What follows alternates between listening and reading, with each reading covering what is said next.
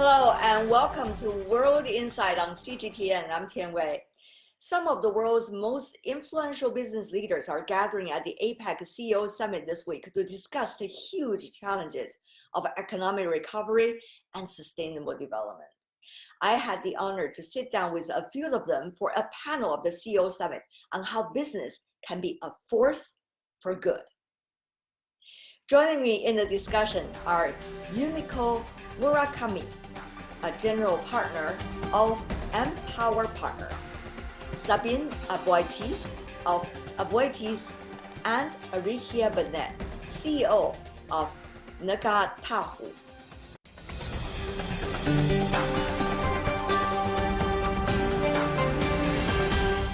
It's such a pleasure and honor to moderate this panel on business as a force of good. And before I start with the questions, it's such an honor to also introduce the panelists. They're coming from different walks of life, but certainly are all focused on this important topic of business for good. Let's start from YUMIKO.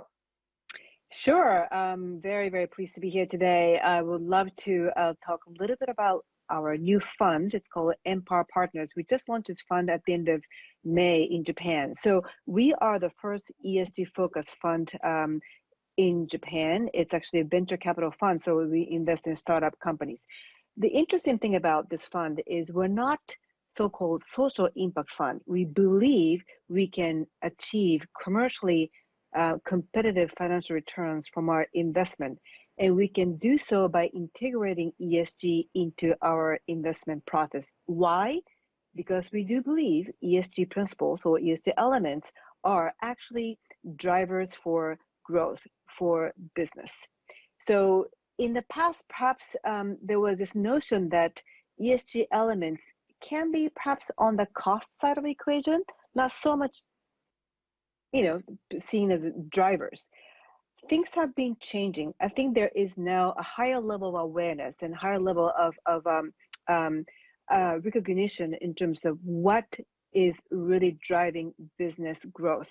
It's just not money. Of course, money is important, but there are many non-financial elements that are categorized as ESG, which are extremely powerful drivers for business. And that's exactly what's happening. And that's why we believe our venture capital fund, MPower Partners, can achieve commercially competitive financial returns from our investment by integrating ESG into our investment process.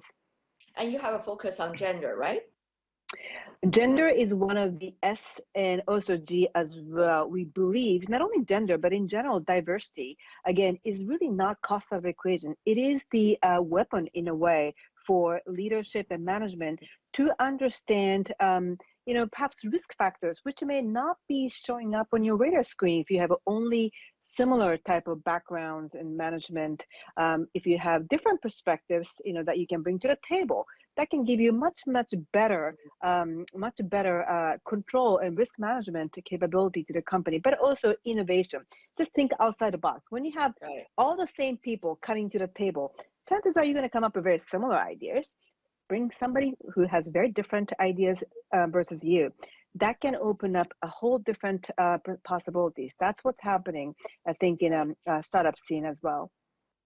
We see that, innovation will always be a critical cornerstone for the foundation of especially a company like ours, Aboitis, which has begun almost over 100 years ago, right?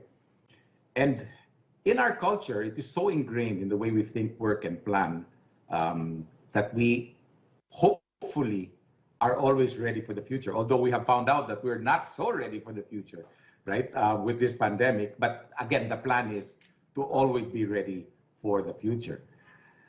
Keeping a clear view of the horizon that we anticipate, the headwinds and the changing cycles of life.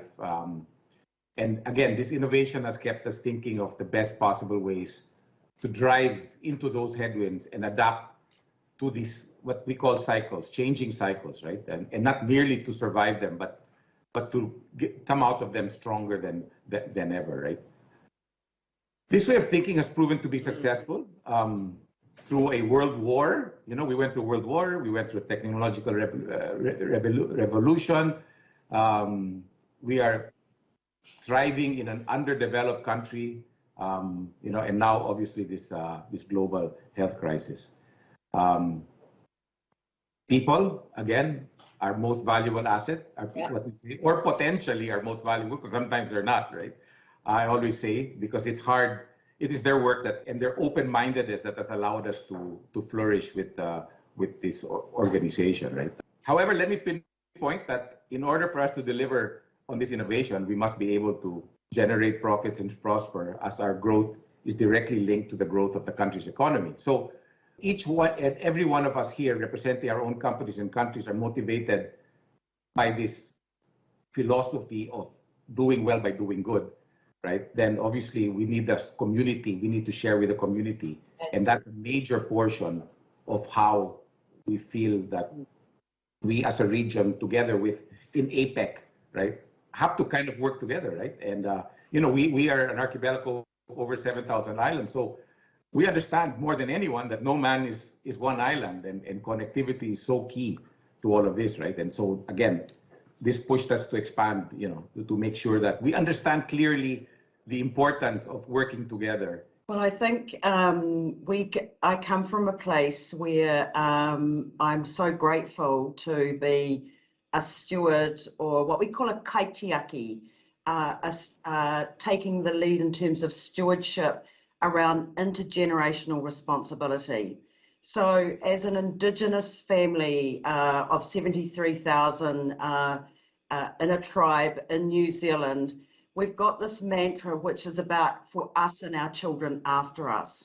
So we cannot forget where we came from, and we actually must look forward and look ahead to where we are heading to. And we mustn't forget that essential part of it is about us and our children after us. And we use a dimension called tribal economy, which is actually about circular economy. It's about the caring and the protection of our environment, our social connections, etc., but also fusing into that the business and making sure that our business is part of reflective of our values. So your question about making sure we're fit for purpose and that we are always looking forward, we are always interested in making sure we keep that circular economy growing and going.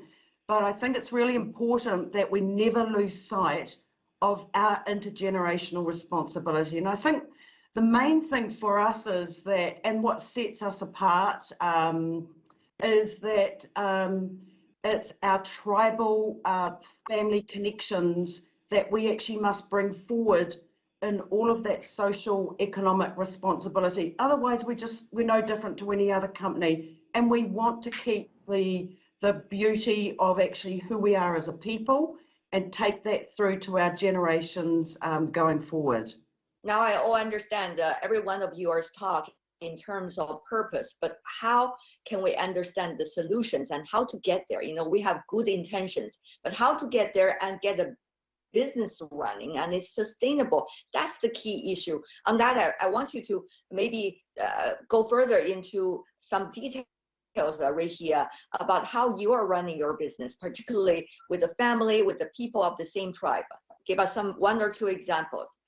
Thank you. So in our regions, you can always run a company from the center, but in our regions, as we look into pockets across our physical environment, across our South Island, we're looking for those special gems that are reflective of those regions where our families in those particular regions could lead, such as fishing industry, such as farming industry, such as looking at the specifics that actually reflect those particular areas. And we've grown our business from a beginning place back in the mid-1990s, 1998, from 170 million up to about $1.8 billion around that type of ethos and that type of growth, because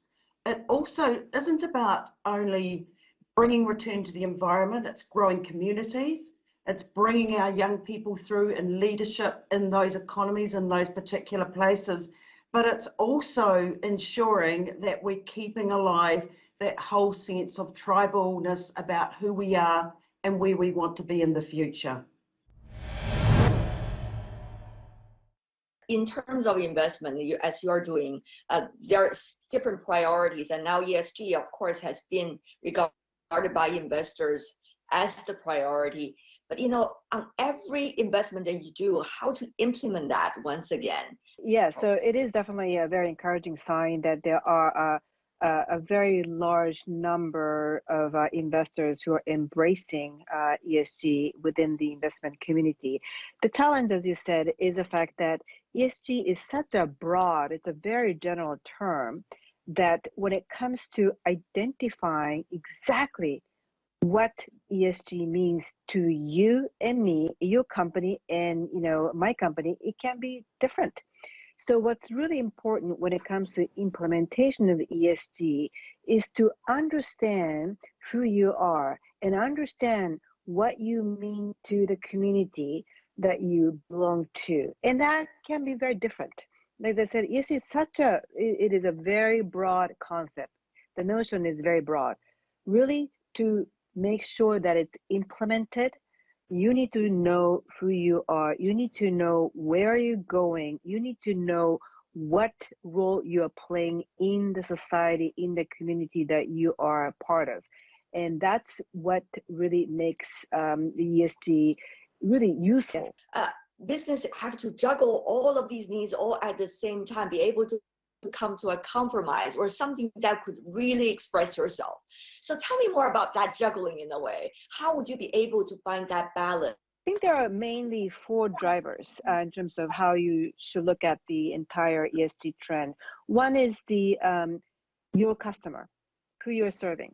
Okay, what are they thinking in terms of the ESG elements in their mind? Number 2, your employees. What is that your employees expect from your company in terms of ESG principles? And then number 3, I think there is a very big role to be played by capital markets. That's basically us investors. What is it that investors are expecting from your company if investors invest in your company? And number 4, that's a regulation. That is, for example, what's being discussed at the COP26 right now in terms of the information disclosure discussion that's taking place. And these 4 things are pointing to one thing. They all want benefit today, because what is going to happen 10 years, 50 years down the road, that we are going to see a better future in 10, 50 years. You got to take actions today. So all the 4 sort of actors that I mentioned, they want you as a company to take actions today. You're watching World Insight. Coming up, surviving in difficulties as the pandemic lingers. Airlines are continuing having a hard time staying afloat. Do some major airlines expect relief in the year 2022?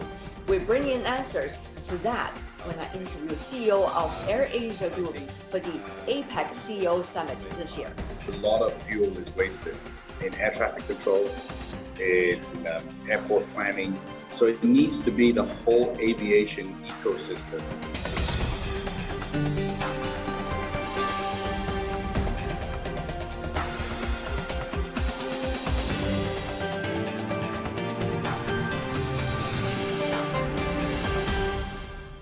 Welcome back. I'm Tian Wei. This is World Insight.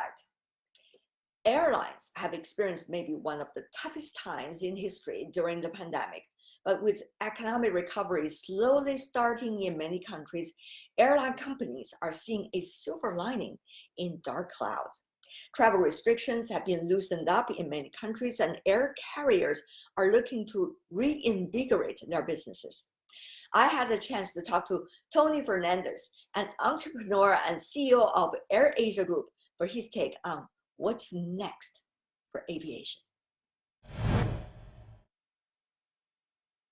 Hello, everyone. This is Tian Wei, host and moderator from CGTN China Global TV. It's such a pleasure to do this keynote interview for APEC CEO Summit with Tony Fernandes, who is an entrepreneur and CEO of AirAsia Group. Tony, how are you today? Very good, Tinwin. Thanks for being and inviting me onto this panel. Thank you so much, Tony.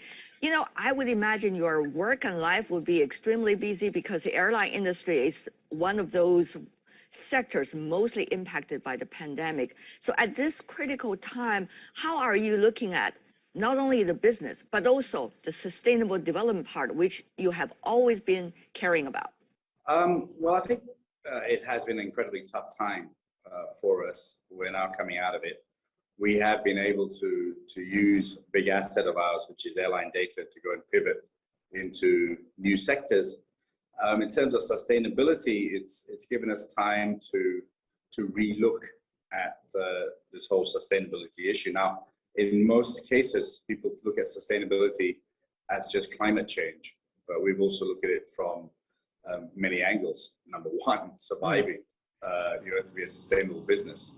But from the climate side, we have been working very hard on carbon offsets in terms of lightening our planes so it doesn't waste so much, working with air traffic control so that we burn less fuel, and working with our engine suppliers and, of course, our aircraft manufacturers to reduce emissions. But I want to add that sustainability is not just about climate change. As an airline, we have to be responsible when we bring millions of tourists into a beach, for instance. We have to make sure that that environment is not destroyed. We have to look at sustainability from the form of human trafficking, etc. So there are many areas for us to focus on. So it's not just about taking care of the environment, but also tackling with the social and other risks that's related to it. Correct. And you know, in the airline business, sustainability has also been about surviving.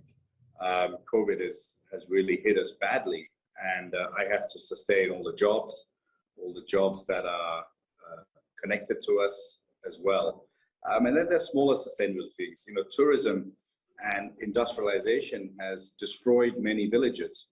And so we're very focused on making sure that not everyone leaves their villages and goes into cities. So we work very hard with smaller towns to provide sustainable tourism. So there is employment and there is economic development in the villages in Southeast Asia as well. I would love to go through some of these points you just mentioned one by one. First of all, about climate change, you said, of course, it's not just about climate change, but it's a big component of it. G20 summit and also COP26 have been dealing with that. Tell me more about how airline industry as a whole do you see is working on the emission issue? And for economic airlines like yours, particularly, how do you see that issue? Yeah, I mean, I think if I can just defend the airline industry for 1 second, you know, we get enormous amounts of press and negativity, but actually our emissions are far, far less than, say, the car industry or the power industry. But we all have to play a part. So from our side, I think one of the most important things we can do, certainly in Asia, and certainly with the people flying with us, is education. So we spend a lot of time to say that climate issue is real, that we all have to play a part. We have brought in a voluntary offset charge so that people can contribute to cover their offset costs. In terms of AirAsia, obviously as a low-fare airline, we obviously are much more efficient per square foot because we carry more passengers than, say, an airline that has more business class and first class. So we burn a lot less carbon emissions.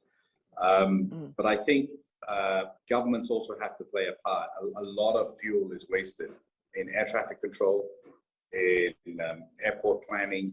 So it needs to be the whole aviation ecosystem which takes part in trying to reduce emissions. It isn't just the airline. It's very interesting you talk about the ecosystem, because now when you listen to the political leaders, including possibly at the APEC summit, they are talking about, let's have the more private businesses coming in. They're going to play a bigger role to solve the problem. Of course, that's true because they didn't incorporate it and they didn't act inclusively earlier. But it seems that there's a ball being kicked from the business community to the government, from the government to the business community. Tell me more about that, Tony. I mean, I'm very much a private industry man, and I think it's not one person. It's all of us has to play a part. We have to educate the public, and I think in Asia Pacific, the public needs to be educated much more about carbon emissions, about plastic, about lots of things. And but I think private industry can't do it by itself. It needs to work with government, and I think government can't do it by itself as well. So there are three components really. There's private industry, there's government, and then there's the people. The people themselves can make a big, big difference if they change their attitude. You know, turning off your lights 1 hour earlier, cutting down air condition use, all of this can have a much bigger impact than flying. So I think it's not just one constituent. All of us have to play a part, private industry, government, and the public. Let's talk about the aviation industry, particularly about the technologies. You know, there's a lot of talk about how technologies and innovation would be able to help industry to cut the emission. To what extent do you think that is true? And for airlines like yours, how would that work?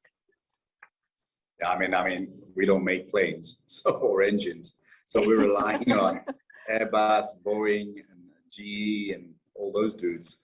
But are they doing enough? Are they doing enough, Tony, from your perspective? Well, I think the engine guys have done a great job. I mean, from when I first started 20 years ago to now, we burn substantially less fuel. We have better noise emissions. But if you think about the aviation industry, our plane design hasn't changed for almost 80 years. And we have been using the same combustible fuel technology for a long time. We're now beginning to see electric drones. But I'm not sure that I'll be CEO when we have an electric plane. But I think now, I don't think the manufacturers moved quick enough in the initial stages. But I think now they're working very hard. I think the next step is an electric plane.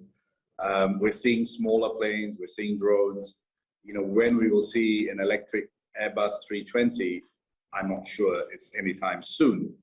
But there's talk on hydrogen planes. But I think for the moment, the airline industry is kind of stuck with the technology we've got, and we just have to maximize what we have within the ecosystem to reduce emissions. I don't see massive technological change in the next 10 years. I see. One of the things you said is about how political leaders, they need to correlate with one another, even at a time when you have geopolitics and also disagreements among countries, but still have to work on standards, work on a process, a procedure that everybody could make use of so that business could function. This is a crucial point. It's so crucial. I mean, I'm so glad you give me the platform to say it. If you think about, when I was a kid, which is unfortunately a long, long time ago, we used to walk around with yellow WHO booklets, which showed that we had malaria jabs or tetanus or polio, etc. It was a worldwide standard. Yet in this day and age, we do not have a worldwide standard for dealing with COVID. And we need to think as a global community.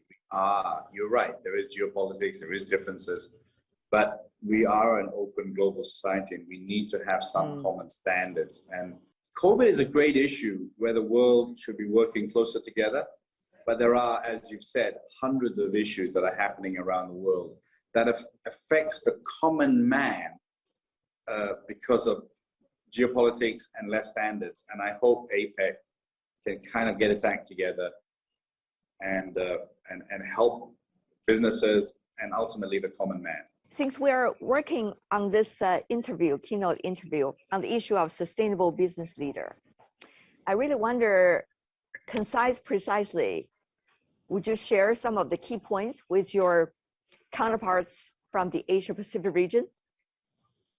Yeah, I mean, I think, we all have to play a part in sustainability. I think climate gets a huge amount of attention, which we all play our part. I want to add just to say that sustainability education of people in Asia Pacific would make a big difference. So companies can make a big difference by educating the public. And just my final thoughts is sustainability is not just about the climate. It's about sustainability of business, sustainability of environment on the ground, and sustainability of towns. But there's lots of issues as the UN has put forward. So while climate is obviously a key one, there are many, many sustainable issues. And as I said on COVID, if governments don't get their act together, tourism is finished. Who's going to fly anywhere if you have to do 6 PCR tests? So there's a lot to discuss on sustainability apart from environment. Tony Fernandes, entrepreneur and CEO of AirAsia Group. What a pleasure, sir. Tony, all the best. Thank you very much.